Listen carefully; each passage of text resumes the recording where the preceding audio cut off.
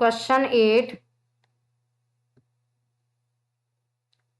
A can do a piece of work in 10 days. A and B together can finish the work in 6 days. Find part 1. The number of days in which B alone can finish the work. Part B. The work left if B alone works on it for 3 days. Question number 8 में given है कि ए जो है ये 10 days में work को complete कर सकता है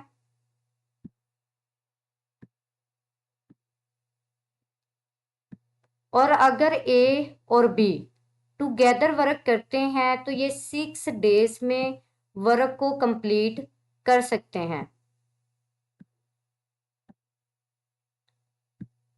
अब यहाँ पे फर्स्ट पार्ट में हमने फाइंड करना है कि अगर बी अलोन वर्क करता है तो ये कितने डेज में वर्क को कंप्लीट कर सकता है, और सेकंड पार्ट में हमने ये फाइंड करना है कि अगर बी अलोन वर्क करता है तो फॉर 3 डेज, तो आफ्टर 3 डेज जो है लेफ्ट वर्क हमने फाइंड करना है। अब देखिए यहाँ पे हमारे पास ए जो है ये एक वर्क को कंप्लीट कर सकता है 10 डेज में, और अगर ए और बी टुगेदर वर्क करते हैं तो ये 6 डेज में वर्क को कंप्लीट कर सकते हैं। तो यहाँ पे फर्स्ट पार्ट में हमने ये फाइंड करना है कि अगर बी अलोन वर्क करता है तो ये कितने डेज में वर्क को फिनिश कर सकता है, और सेकंड पार्ट में हमने ये फाइंड करना है कि अगर बी अलोन वर्क करता है फॉर 3 डेज तो after 3 days remaining work done जो है वो हमने फाइंड करना है।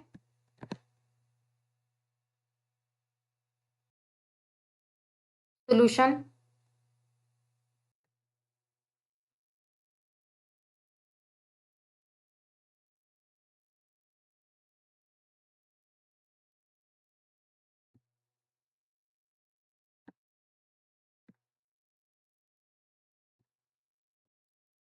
Now time taken by A to finish the work is equal to 10 days, यानी ए जो है ये 10 डेज में वर्क को फिनिश कर सकता है।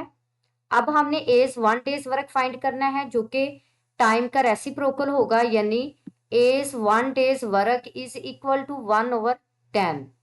Similarly time taken by A and B to finish the work is equal to 6 days, यानी अगर ए और बी टुगेदर वर्क करते हैं तो ये 6 डेज में वर्क को कंप्लीट कर सकते हैं। तो यहाँ पे हमने a plus B 1 days work find करना है। So a plus B 1 days work is the reciprocal of 6, so 1/6। तो यहाँ पे हमने 1 डेज वर्क फाइंड करना है, तो उसके लिए हम क्या करेंगे, a plus B 1 days work में से एज 1 डेज वर्क को सब्ट्रैक्ट करेंगे। Now A's 1 days work plus B 1 days work is equal to A plus B 1 days work. तो यहाँ पे हमने 1 डेज वर्क फाइंड करना है, तो ये इक्वल होगा A plus 1 days work minus A 1 days work के। तो 1 डेज वर्क जो है ये इक्वल है 1/6 के, और 1 डेज वर्क जो है ये इक्वल है 1/10 के। तो यहाँ पे हमारे पास नंबर्स जो हैं ये रैशनल फ्रैक्शन फॉर्म में है, रैशनल नंबर्स। तो जब नंबर्स फ्रैक्शन फॉर्म में हो तो उन्हें सब्ट्रैक्ट करने के लिए हमें उनका एलसीएम लेना होता है। तो यहाँ पे हम 6 और 10 का एलसीएम लेंगे। तो देखिए यहाँ पे जब 6 और 10 का एलसीएम लेंगे तो फर्स्ट ऑफ ऑल 2 पे फैक्टराइज करेंगे, 2 3 6, 2 5 10। 3 पे फैक्टराइज करेंगे, 3 1 3, 5 को एज इट इज ही राइट कर देंगे। अगेन 5 पे फैक्टराइज करेंगे, 5 1 5। तो यहाँ पे एलसीएम जो है ये इक्वल होगा 2 × 3 × 5 के। तो 3 2 6 एंड 6 5 30। तो यहाँ पे हमारे पास एलसीएम जो है ये इक्वल है 30 के। अब हमने 30 को 6 पे यानी फर्स्ट डिनोमिनेटर पे डिवाइड करना है, तो 6 5 सा 30 होगा। 5 को फर्स्ट रैशनल नंबर के न्यूमिरेटर यानी 1 से मल्टीप्लाई करेंगे तो ये इक्वल होगा 5 1 सा 5 के। अब हमने एलसीएम को सेकंड डिनोमिनेटर यानी 10 पे डिवाइड करना है, तो 10 पे डिवाइड करेंगे 10 3 सा 30। 3 को सेकंड रैशनल नंबर के न्यूमिरेटर से मल्टीप्लाई करेंगे तो ये इक्वल होगा 3 1 सा 3 के। तो यहाँ पे 5 माइनस 3 जो है ये इक्वल होगा 2 के, 2/30। तो इन्हें 2 के टेबल पे कट करेंगे, 2 1 सा 2 एंड 2 15 सा 30। तो यहाँ से हमारे पास 20 1 डेज वर्क जो है ये इक्वल है 1/15 के। तो यहाँ पे हम टाइम टेकन बाय 20 फाइंड करेंगे जो कि इक्वल होगा रेसिप्रोकल ऑफ 1/15 के यानी इक्वल होगा 15 के। So time taken by B to finish the work ये इक्वल होगा 15 डेज के, यानी 1/15 के रेसिप्रोकल होगा, तो यहाँ पे हमारे पास आ जाएगा 15 डेज।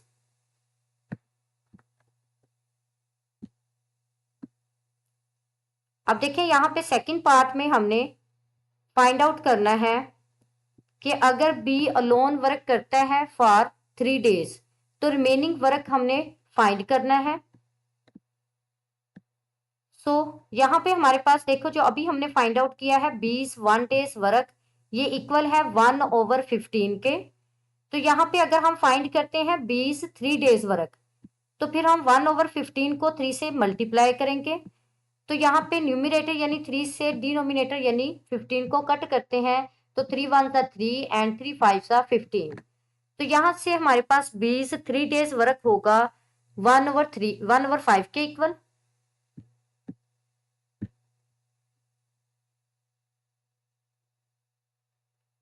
तो यहाँ पे हमारे पास 20 3 डेज वर्क जो है ये 1/5 के इक्वल है। यहाँ पे अब हम रिमेनिंग वर्क फाइंड करेंगे।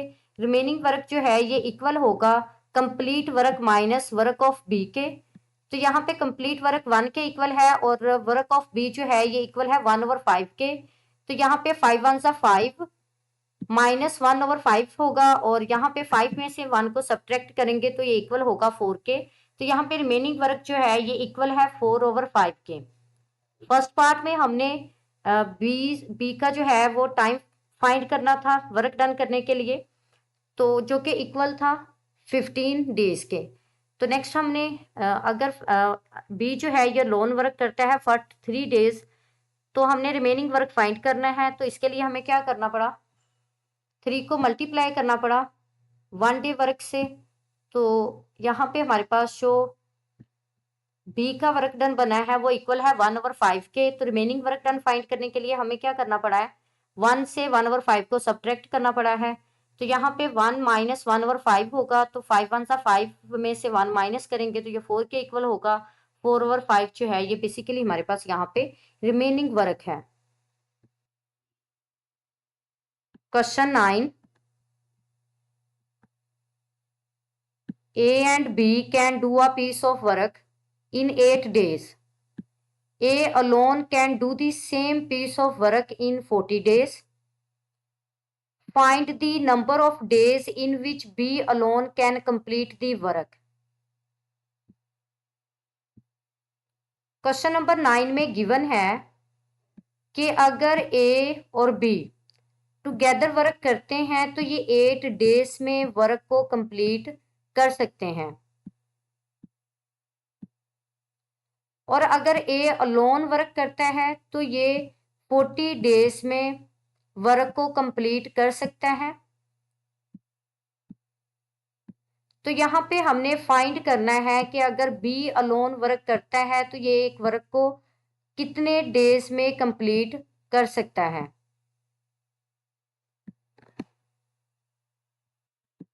अब देखिए यहाँ पे हमारे पास ए और बी के टुगेदर वर्क करने का टाइम बताया गया है जो कि इक्वल है 8 डेज के, और अगर बी अलोन वर्क करता है तो इसका भी टाइम बताया गया है, ये इक्वल है 40 डेज के। यहाँ पे हमने फाइंड करना है कि अगर बी अलोन वर्क करता है तो ये वर्क कितने डेज में कंप्लीट करेगा। यानी यहाँ पे हमने बी के नंबर ऑफ डेज फाइंड करने हैं काम करने के। सॉल्यूशन,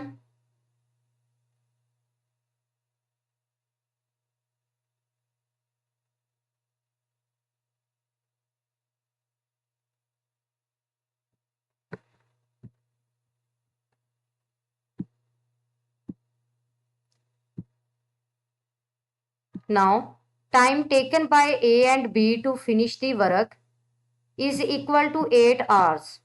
यानी ए और बी जब कंबाइन वर्क डन करेंगे तो ये 8 डेज में काम को कंप्लीट कर पाएंगे। तो यहाँ पे नंबर ऑफ डेज जो हैं ये इक्वल है 8 के। सो ए प्लस 20 1 डेज वर्क, तो ये इक्वल होगा 8 के रेसिप्रोकल के यानी 1/8 के। Similarly time taken by A to finish the work ये इक्वल है 40 डेज के, यानी ए जो है ये 40 डेज में वर्क को फिनिश कर सकता है। एज 1 डेज वर्क जो है ये इक्वल होगा 1/40 के। तो यहाँ पे हमने 20 1 डेज वर्क फाइंड करना है, तो ये इक्वल होगा A plus 20 1 days work minus A's 1 days work के, यानी कि कंबाइंड 1 डे वर्क में से हमने एज 1 डेज वर्क को जो है वो क्या करना है, सब्ट्रैक्ट करना है।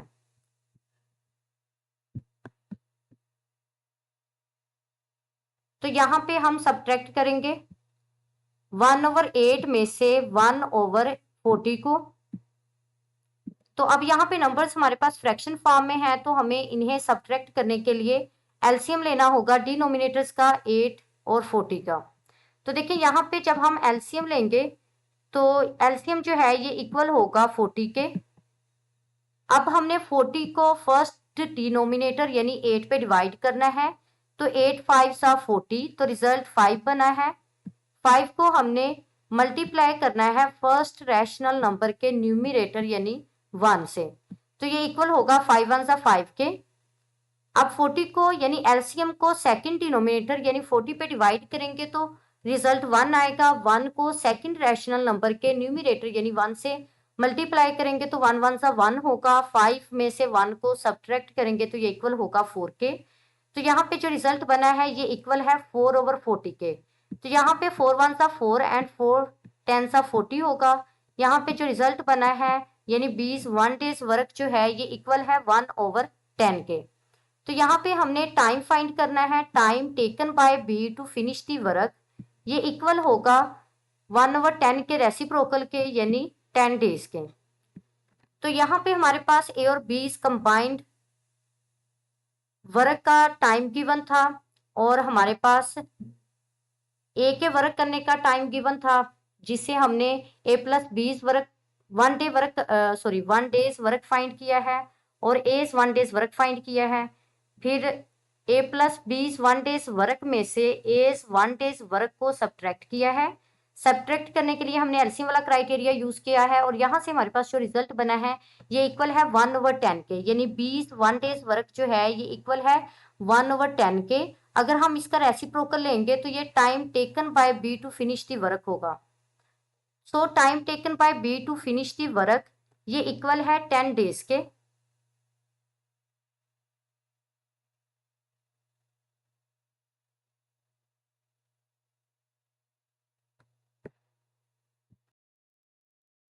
Question 10, the cost of 10 bags of wheat each weighing 2.5 kg is 300 rupees यानी Indian rupees. Find the cost of 14 bags of wheat each weighing 3 kg।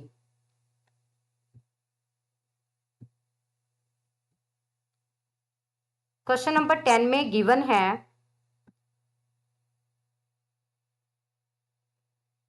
कि 10 बैग्स हैं ऑफ व्हीट जिनका वेट जो है ये इक्वल है 2.5 kg के और इनकी कॉस्ट प्राइस जो है ये इक्वल है 300 रुपीज के। और यहाँ पे अगर हमारे पास 14 बैग्स हैं ऑफ व्हीट और एक बैग का जो वेट है ये इक्वल है 3 kg के, और यहाँ पे हमने 14 बैग्स की कॉस्ट प्राइस फाइंड करनी है।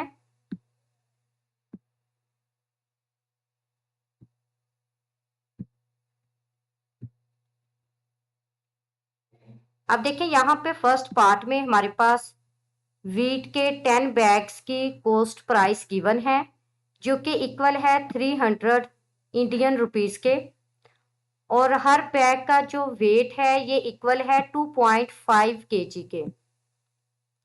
अब यहाँ पे हमने वीट के 14 बैग्स की कॉस्ट प्राइस फाइंड करनी है।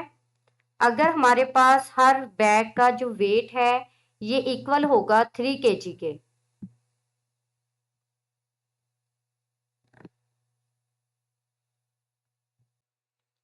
सॉल्यूशन।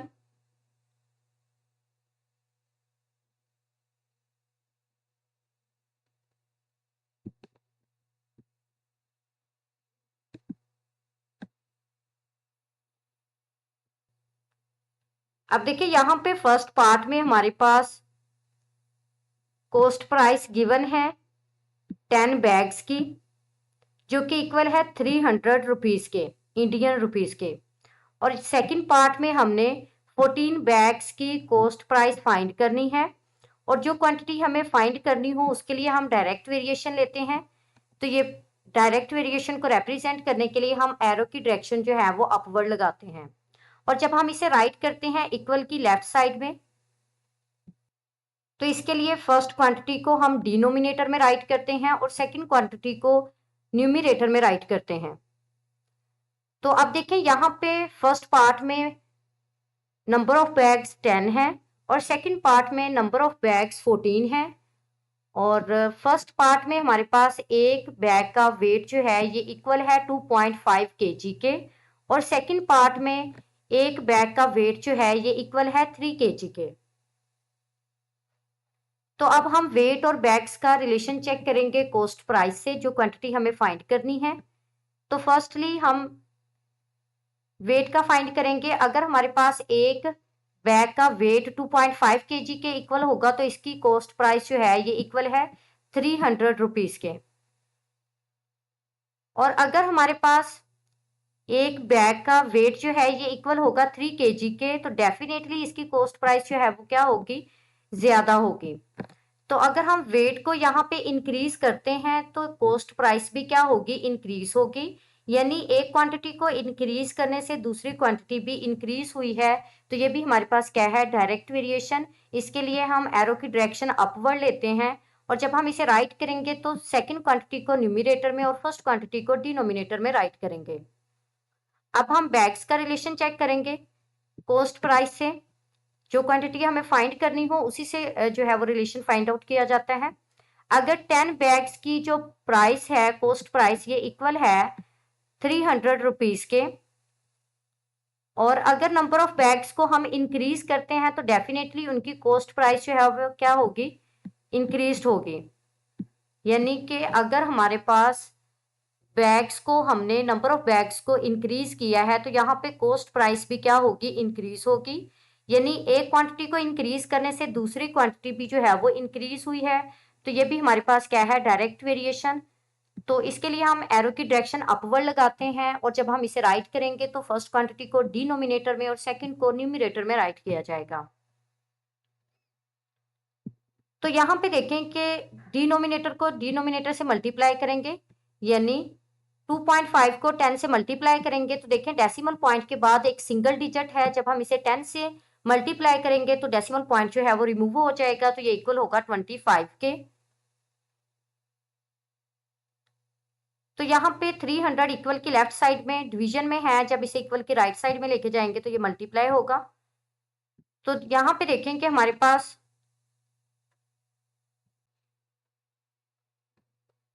अगर हम इन्हें 5 के टेबल पे डिवाइड करते हैं तो 5 5 सा 25 होगा, और यहाँ पे 300 को अगर 5 पे डिवाइड करते हैं तो ये इक्वल होगा 60 के। यानी हमने 300 और 25 को डिवाइड किया है 5 के टेबल पे, तो यहाँ पे तो डिनोमिनेटर में 5 5 सा 25 होगा, और 300 को जब हम 5 पे डिवाइड करेंगे तो ये इक्वल होगा 60 के। तो यहाँ पे 14 को 3 से मल्टीप्लाई करेंगे तो 4 3 ज़ा 12, 2 लगाएंगे 1 कैरी, 3 1 ज़ा 3 प्लस 1 इक्वल होगा 4 के, यानी 14 3 ज़ा 42 होगा। 42 मल्टीप्लाई बाय 60 डिवाइडेड बाय 5। तो जब 42 को 60 से मल्टीप्लाई करेंगे तो यहाँ पे 6 2 ज़ा 12, 2 लगाएंगे 1 कैरी, 4 6 ज़ा 24 प्लस 1 इक्वल होगा 25 के। तो यहाँ पे 60 मल्टीप्लाई बाय 42 जो है ये इक्वल होगा 2560 के, सॉरी 20 के, यानी 42 को 60 से मल्टीप्लाई करने से यहाँ पे जो रिजल्ट बना है ये इक्वल है 2520 के इक्वल। अब हमने इसे 5 पे डिवाइड करना है, तो जब 5 पे डिवाइड करेंगे तो 5 5 सा 25, यानी डिवाइजर जो है ये 5 है, और यहाँ पे फर्स्ट में जो डिवाइडेंड है ये है 25। तो 5 5 सा 25, तो 25 में से 25 को सब्ट्रैक्ट करेंगे तो रिमाइंडर 0 होगा। 2 को राइट करेंगे और बेसिकली 2 जो है ये अब 5 से स्मॉलर नंबर है, तो हम इसे 2 को 5 पे डिवाइड नहीं कर सकते, तो हमें नेक्स्ट डिजिट को जो है वो साथ में राइट करना होगा। जब हम नेक्स्ट डिजिट को भी राइट करेंगे तो दरमियान में 0 लगाएंगे, क्योंकि एक ही साथ हमने 2 डिजिट्स को राइट किया है। तो यहाँ पे 0 लगाएंगे कोशेंट में, तो यहाँ पे 5 4 सा 20 होगा। यहाँ पे जो रिजल्ट बना है ये इक्वल है 504 के। तो यहाँ पे हमारे पास x जो है ये इक्वल है 504 kg के। सॉरी, यहाँ पे kg नहीं आएगा बल्कि रुपीज आएगा।